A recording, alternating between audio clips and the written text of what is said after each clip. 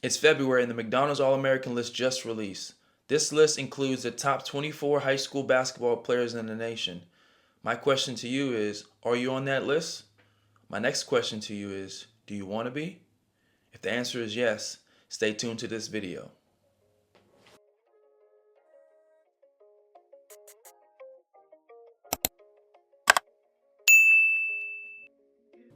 Hey, what's up? It's Coach Lex and welcome to another video. In today's video, we're going to talk about 6 characteristics you must have to be an elite player. And you want to stay till the end of the video because the last characteristic might surprise you. So let's get to it. Now, before we go any further, I want to go ahead and define the word elite. You hear this word a lot, elite this, elite that. Everyone wants to be elite, but do we actually know what it means? The term elite refers to a select group of individuals who are superior in ability, skill, or qualities compared to the majority. And in sports, an elite athlete is someone who performs at the highest level, consistently excelling in competition due to their exceptional talent, work ethic, mental toughness, and mastery of the game.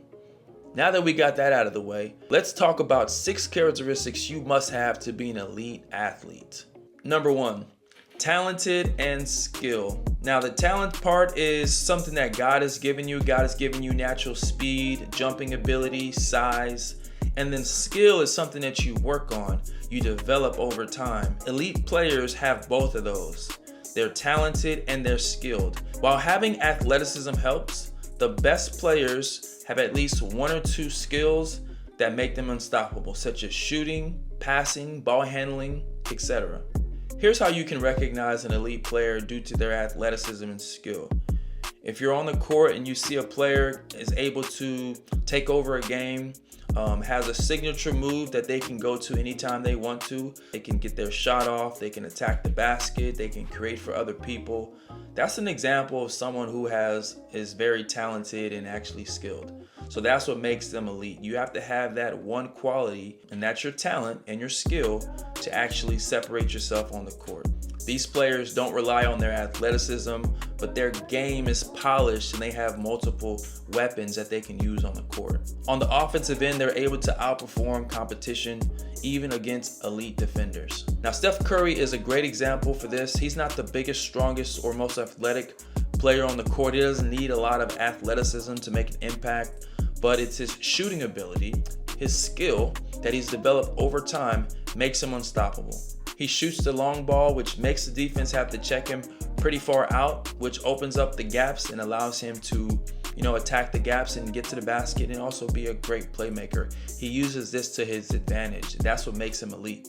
Number 2, mentally tough. Mental toughness allows players to thrive under pressure, bounce back from failures, and maintain composure in high-stress moments. Most elite athletes never fold when the game is on the line. There's so many players out there who are talented, are skilled, but mentally they can't handle the pressure.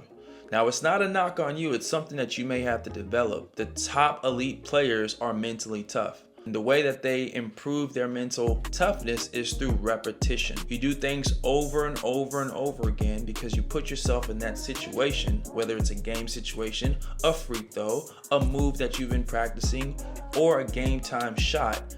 You put yourself in that position over and over and over again so that when the game comes, you don't think about it so much. Yeah, you're nervous, but you're able to get through it because you've done it so many times in the past. So being a mentally tough player separates you because a lot of times players, they haven't practiced enough or put themselves in those positions enough or those high stress moments enough to be able to rise to the occasion.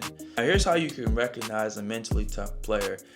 This player never lets a bad play affect their next possession. They have a short memory. In the course of a game, there's so many things that happen. There's missed shots, missed plays, turnovers are made. Some players are able to disconnect their self-worth from their mistakes. These are the players that are able to thrive in pressure situations because their self-worth is not depending on if they make the shot or not, or if they make the right decision. These players keep composure when bad calls happen. They're not overly excited if the referee made a bad call. They're able to process and calm themselves down and keep good composure. These are the players that are able to go into hostile crowds or hostile situations and block out the crowd, block out the noise, and still perform at a high level. Being a mentally tough individual is a game changer, and that's what makes you elite. A great example was Michael Jordan, the GOAT. He was the most mentally tough player I knew. I think anyone knew. Because no matter what the situation was, he was going to find a way to win. Whether you're down 5 with 2 minutes left, he was going to find a way. Whether if he was sick, he was still able to score 38 points with the flu in the finals. He's the type of player that epitomized mentally tough. Number 3, coachability and adaptability. Now you've heard this before. You got to be coachable. You got to adapt to the game. These are the intangibles that elite players have. The best players are willing to learn and adjust. They take feedback without ego and can evolve the game to fit different roles, systems, or matchups. Adaptability ensures they stay effective as the game changes. I know for me as a coach and a trainer, in order for a player to get the best out of me, they have to be coachable. They have to be able to adapt to the game and adapt to what's going on because the game's always evolving and you have to just adjust to it. Being able to take in information and process the information, even if it doesn't feel right, even if you feel like you're right, you're able to still listen to your coach. That is a quality, an intangible that most people don't possess. So here's how you can recognize a coachable and adaptable player. They respond positively to feedback, implementing feedback immediately. So here's what this means. If a coach corrects them and they tell them what they need to do, that player then says, yes, coach, no, coach, immediately. They respond immediately, and then they go out and they go do what their coach asks them to do. Another one is being able to play for different coaches with different philosophies, all right, and different ways of coaching, but still able to adapt and be productive. You may play for a coach who is run and gun. Hey, let's get the ball up, let's push it, let's shoot quickly, and let's get back on defense. Offense-driven coaches, or you can play for a defense-driven coach who is focused solely on defense and then also executing on offense, but taking your time on it. This type of player is able to adapt to both, able to still be effective and still able to make an impact on the court. A great example of a coachable and adaptable player is LeBron James. LeBron James can do anything. All right, he can guard all positions from 1 to 5. He can do all those positions pretty effectively, and he's just such a high IQ player. And so he's able to take in what the coach is asking him to do and actually implement it on the court. He's always going to make the right decision, make the right play. No matter what coach he's playing for, he's going to make an impact on the court. And you would say he is a coach on the court because he knows what he's doing when the ball is in his hand, and it's usually what the coach is asking him to do. Number 4, in order to be an elite basketball player, you have to be disciplined. Discipline ensures the consistency of training, preparation, and on-court execution. A disciplined player sticks to a structured routine, maintains focus, and eliminates all distractions in order to lock in on their goals. Here's how you recognize a disciplined player. Number 1, they're never late to practice or games. They're either showing up 15, 30 minutes before to either get taped up, warm up shots, just stretched out. They're always going to be in a situation where they're prepared. Another thing is that they have a routine. Now this routine, they stick to this routine like it's life itself. All right, this keeps them in a consistent flow. It keeps them in rhythm of doing something over and over and over again. So if we're talking about shooting, they're shooting game shots over and over and over again so that when they get in the game, they've already hit those shots. They're going to have the utmost confidence when they step on the court. So these elite players, they have routines, whether it's a morning routine, pre-game routine, a workout routine. They're sticking to some type of routine to keep them in rhythm, in a flow. Another good way to recognize a disciplined player is a person who doesn't play with a bunch of ego. Not super animated, they're very down-to-earth, controlled individuals who stick to their routine. Like I said, they don't allow emotion to step in and get them out of their rhythm, out of their routine. So they're pretty much, they stay within the confines of a box that they've created, and they just stick to the game plan. They stay within those lines and then they execute. A great example of a disciplined player is none other than Kawhi Leonard. Kawhi Leonard is a player who stays disciplined in his routine. He rarely shows emotion. One of the biggest things that people give Kawhi flack on is he doesn't rush into things. He plays at his own pace. He moves to his own beat. He's been nursing an injury over the past couple years, and he's gotten a lot of pressure to get back into it, but he's taken his time. He hasn't rushed back in, and over these past couple years, I believe his health has increased. His injury is not a factor as much anymore, but now that he's back into competing at a high level, he's back to where he was a couple years ago when he won the finals. He stays within the confines of what he created, the box he created. He doesn't force himself back into things, and he plays at his own beat. So Kawhi Leonard is a great example of a disciplined player. Number 5, high basketball IQ. Now, I would say this is one of my favorite. This is one of the biggest intangibles that most players struggle with. Having a high basketball IQ separates you. It's a big separation. A player who has great high IQ can really play at any level. A player who's super talented but doesn't have a high IQ can only go so far. A high basketball IQ allows players to see plays before they happen, make the right decisions, and always be in the right place at the right time. These players elevate their teams by thinking the game at an advanced level. All right, they're cerebral. They see things before they happen, and they can make great decisions in pressure situations. So this is a great thing to have. Most high-level elite players have high basketball IQ. Here's how you can recognize a player with high basketball IQ on the court. They make the right reads, and they anticipate rather than react to what the defense is doing.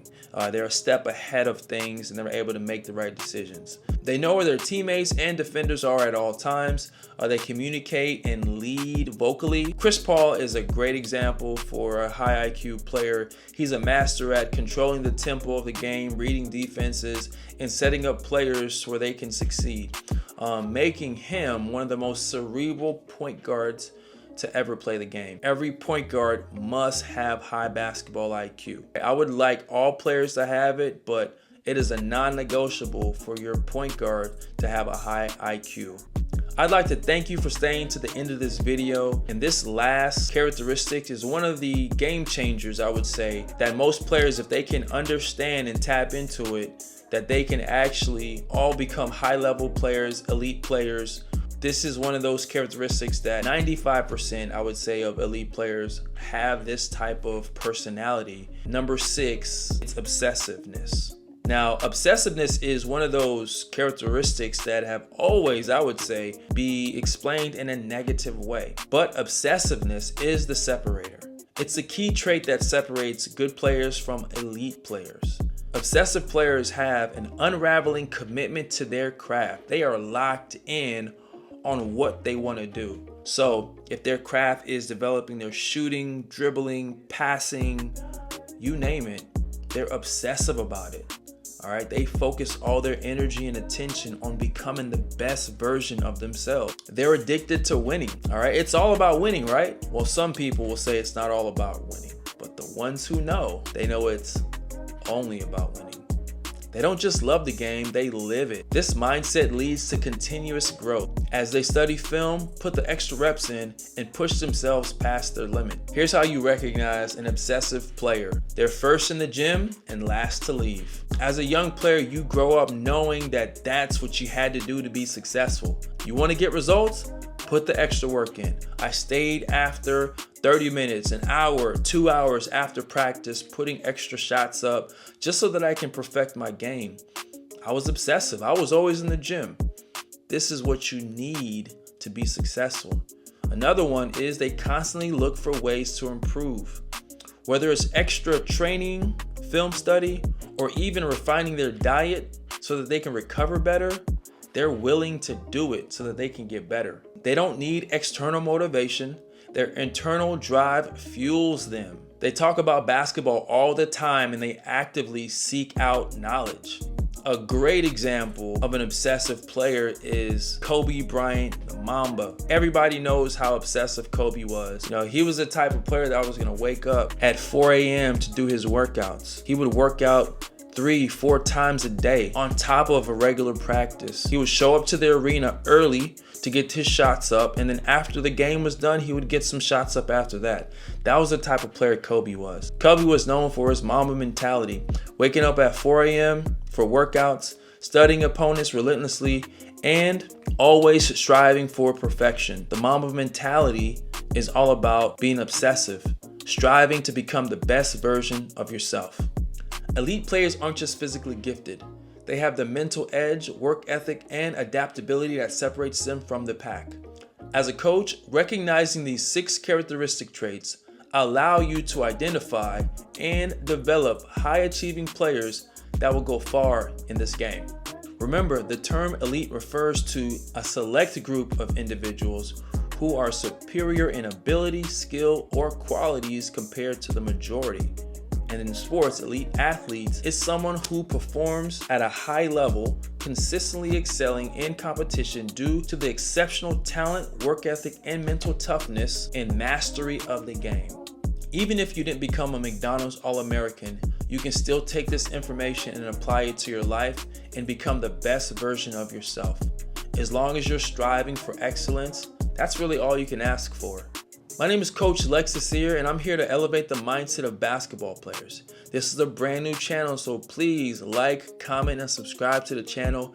Share this video with individuals who might benefit from this. Thank you again for stopping by, but I'll see you on the next video. Peace.